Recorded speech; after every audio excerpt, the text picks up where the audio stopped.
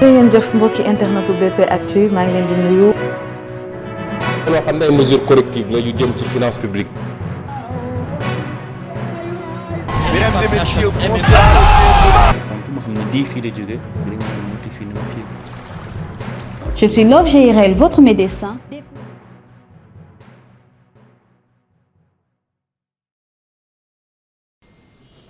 Cette réflexion d'un grand penseur qui disait « excès de justice est une injustice ». Moi, je m'empresse d'ajouter « excès d'injustice absolue est une injustice que nous devons combattre ». Ce qui se passe entre l'inculpation, je dois commencer d'ailleurs par la levée de l'immunité parlementaire du député Farba Ngom, jusqu'à son inculpation devant le juge d'instruction, et tout simplement, au regard des développements de mes excellents confrères, un simulacre, pour ne pas dire un faux semblant de justice. Parce que le plus grand criminel a quand même des droits. Le plus grand criminel, la loi, le code de procédure pénale, lui prévoit et aménage des droits de la défense. Au moins, la moindre des choses quand on est devant une justice, c'est de savoir pourquoi on est là, pourquoi on est arrêté, pourquoi on est poursuivi, pourquoi on est inculpé, pourquoi on décerne un mandat de dépôt. Malheureusement, on se rend compte que ce qui manque dans cette affaire, c'est vraiment en dehors des énumérations. Parce que c'est facile de prendre le code pénal, de lister des infractions. Tout le monde peut le faire, on n'a pas besoin d'être un magistrat pour le faire. Prendre les incriminations, prendre un papier et signer, on n'a pas besoin de faire 4 ans en faculté de droit. Parce qu'on doit faire les incriminations, les faits et les imputabilités. Mais malheureusement, les faits manquent. Les indices manquent dans ce dossier. Le droit en pleure. Parce que, comme ils l'ont dit, il y a une commande politique. Il faut avoir le courage de le dire. Commande politique enregistrée au niveau du parquet, du ministère de la Justice, mise en œuvre par le parquet. C'est pourquoi moi j'ai le courage de vous dire ici et maintenant, si demain, en l'état du dossier, Farba Ngom et Tahirou Sarr comparaissent devant un tribunal libre, indépendant, impartial, ils sont relaxés purement et simplement. Il y a l'ombre d'aucun doute. 1. Ils sont poursuivis pour escroquerie, complicité d'escroquerie, détournement de deniers publics. Au moins, il faut au moins pour l'escroquerie 2 ou 3 éléments. Le faux, il est où dans ce dossier? Il est où le papier qui est caractérisé de faux, ayant permis de lever ces fonds? Il est où dans ce dossier? Il n'existe pas dans ce dossier. Il n'y a aucun papier qui a les vertus d'un faux dans ce dossier. Usage de faux. Parce que ça, on l'enseigne aussi en licence, je pense. Licence ou deuxième année de droit pénal spécial. Où est la manœuvre frauduleuse? Qu'est-ce qui a permis à Farba Ngom et Tahirou Sarr de concert d'avoir l'argent? Si l'un n'est ni comptable, l'autre n'est ni un ordinateur de dépenses, comment ils ont fait? Comment ils ont fait pour prendre l'argent? C'est par magie, par miracle, par, je ne sais pas. Moi, je ne le connais pas, ces dons mystiques. Pour avoir l'argent du trésor comme ça dans un compte viré. Quelqu'un qui fait du blanchiment d'argent, est-ce qu'il a besoin de faire des virements, des opérations traçables? Non, non, oui.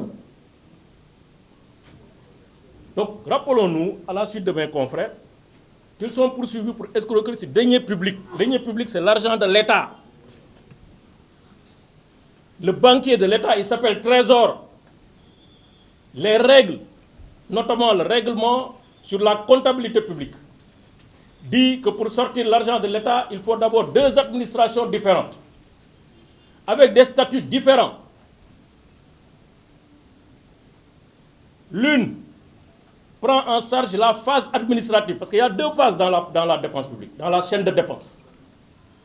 Prend en charge la phase administrative qui va de l'engagement de la dépense jusqu'à la liquidation et le paiement et l'ordonnancement. Ça fait 3 étapes. On engage parce qu'on constate une créance de l'État. On liquide parce qu'on considère que la créance qui est déjà constatée est devenue exigible. On doit payer. Après, on ordonne, c'est ça l'ordonnancement. Au comptable public de payer, c'est la 3e étape. Engagement, liquidation, ordonnancement. C'est un service qui est là-bas, quelque part. Soit c'est dans les ministères, soit c'est dans les services, soit c'est dans une agence publique, soit c'est dans l'agence judiciaire de l'État, etc., etc., etc., qui ont les qualités d'engager les dépenses. Après, à côté, il y a la phase comptable, qui est la 2e phase de l'opération de dépense. C'est un comptable public. On lui dit, pour payer sur la base des engagements, il faut vérifier que ce que vous payez est dû par l'État. Il faut avoir les preuves que ce que vous payez est dû par l'État du Sénégal. Il vérifie, il engage sa responsabilité personnelle et les deniers publics de l'État pour accorder la dépense, donc pour procéder au paiement, qui est l'acte libératoire de l'État. Ni Tahirou Sarr, ni Farba Ngom ne sont des ordonnateurs dans cette affaire. Ils ne connaissent aucun ordonnateur. Le débat n'a sorti aucun nom d'un ordonnateur. À ce jour, aucun ordonnateur, aucun comptable public, aucune complicité établie, aucune relation établie entre Farba Ngom, Tahirou Sarr et un ordonnateur. Khana Djinele, qui a engagé, qui a ordonnancé, qui a liquidé, qui a payé. Farba n'a pas de cachet de l'État du Sénégal, n'a pas de mandat public, encore moins Tahirou Sarr. Il n'est pas notre client, mais on le défend parce que simplement, injustice. Faut me le faire que donc on va wane. Parce que deug nak alalu yalla ñun ñëpp ko bokk. Dans ce cas, comment on peut dire qu'il y a quand même escroquerie? S'il n'y a pas escroquerie, il n'y a pas d'infraction, il n'y a pas une activité criminelle sous-jacente, on ne peut pas dire qu'il y a blanchiment d'argent. On ne peut pas dire qu'il y a blanchiment d'argent. Sinon, on viole le droit de propriété. Nous tous, des fois, on nous appelle dans nos banques. On fait un dépôt de 10 millions, 15 millions, 20, mais on nous appelle. Vous dites justifier, on justifie. Ce que la CENTIF a fait, c'est une commande politique exécutée. C'est ça la réalité. Le directeur général a été nommé, le président de CENTIF a été nommé en septembre 2023. 24. 2 mois après, il fait un rapport. C'est clair, c'est un inspecteur des impôts et domaines. On sait très bien ce qui se passe dans ce pays. Il y a une gouvernance de la fiscalité. Il faut oser dire les choses et les nommer. Sinon, nous sommes. En l'espace de 2 mois, un service aussi complexe, vous n'avez même pas le temps de vous asseoir sur votre fauteuil. Vous pondez un rapport comme ça. Compilation de chiffres. On compile tous les mouvements qui ont été faits dans le dossier, dans les comptes de Tahirou Sarr, de 2013, 2014 à 2024. Pour un homme d'affaires, ça va faire 91 milliards. On prend tous les mouvements des comptes de Farba Ngom et de ses sociétés, on fait la compilation depuis 2014 jusqu'en 2024. Ça fait 31 milliards. Mais après, dans notre système juridique, on ne peut pas me dire, oui, je ne suis pas mandataire, je ne bénéficie pas d'un mandat public, je ne suis pas ordonnance. Vous me dites, justifiez votre patrimoine. En réalité, ce qui se passe, c'est une procédure inquisitoire sur les patrimoines des uns et des autres. C'est ça la réalité. L'argent qui sort des comptes de l'État du Sénégal, on n'a pas besoin de le blanchir. Parce qu'il est déjà blanc. C'est une vérité de la police. Ça sort des comptes, du trésor. Où est le blanchiment? Ils sont suffisamment naïfs et cons pour faire de cet argent des virements traçables, des chèques qui sont palpables, qui entrent dans des comptes qui sortent. Je l'assume. Farba Ngom, c'est notre camarade de parti. ngeen xam ne yëf yi nag agsi na fu sori si man ba may jàng alpulaar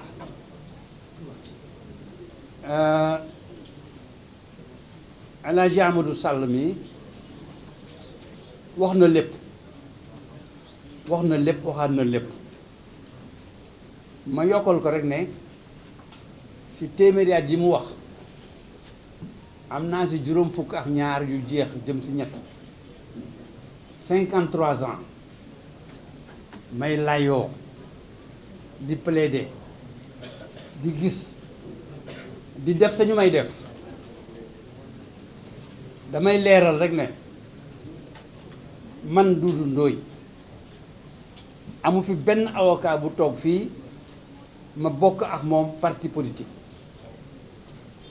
politique ma jàppalewu ma politicien li ma wax leer na de politique ma jàppalewu ma politicien ànduma fi ak benn politicien ci toogaay bii xam nga ku ma àndal sama juróom fukki at tax ñaar ak genn wàll yi may xeexal yoon kooku dong laa mos a àndal te li ma dese si dund moom lay àndal ba faw ak nu ko nit mën ci gisee Farba Ngom mi nga xam ne moo lu jël avocat ba ñu koy woo administration police bu tudd dikk moo ko woo jox ko convocation bu tudd mandat de comparution lañ ko wooyee yoon daal di bind ne koo woowee façon boobu bu ñëwee war nga ko laaj lépp ci bés bi balaa nga koy yóbbu kaso yoon na ko bind de du man article nangam la koo woowee façon boobu bu ñëwee war nga ko laaj lépp ci li mu def walla lépp ci li nga koy tuumaal woo nañ ko façon boobu ba bésu tey bii teg nañ ko tuumaal te kenn laaju ko dara ba tey xëy yokk tuumaal bi kenn laaju ko dara ba tey waaw nit ki nga xam ne danga koy jiiñ di ko tuumaal sa yoon ne boo ko woowee laaj ko par force nga woo ko laajoo ko tëj ko kaso oowaat ko yokkal ko tëj ko kaso mun lan waaw laaj ma wax nga ne ko laajuma la man de loolu laa gis a ngum ak yeneen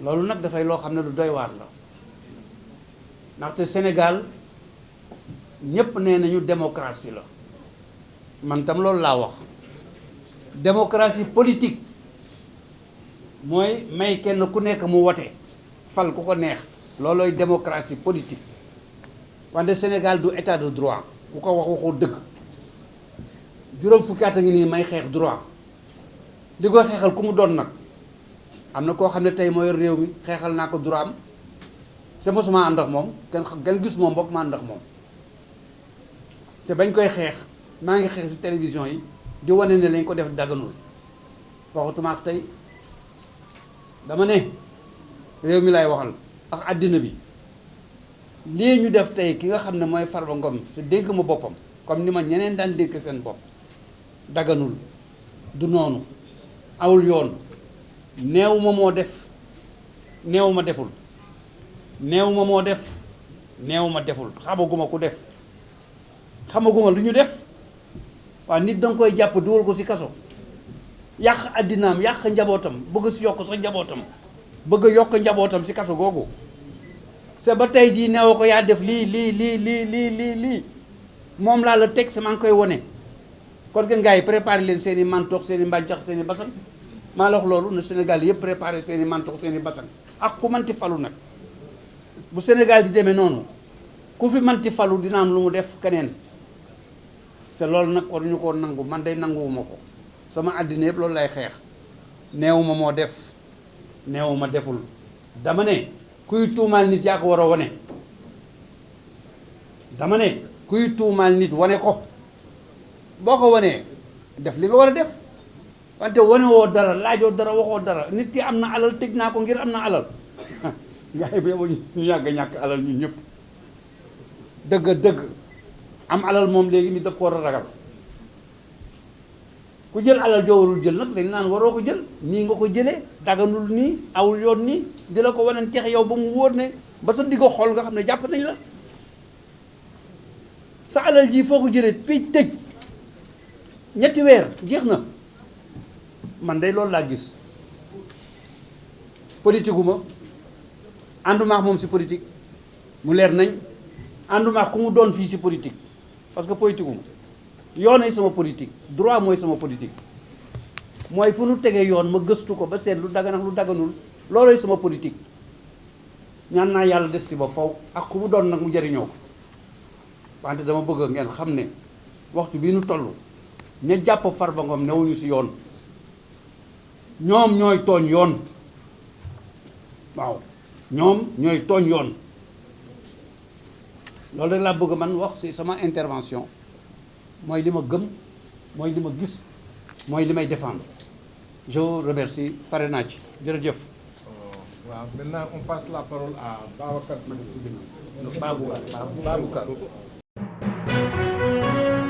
jërë ngeen jëf mbokki internetu BP Actu maa ngi leen di nuyu. loo xam ne ay mesures correctives la yu jëm ci finance publique. Mesdames et messieurs, bonsoir. ma xam ne di fii la jóge dañu naan motif fii ni ma fii. Je suis Love GIRL, votre médecin.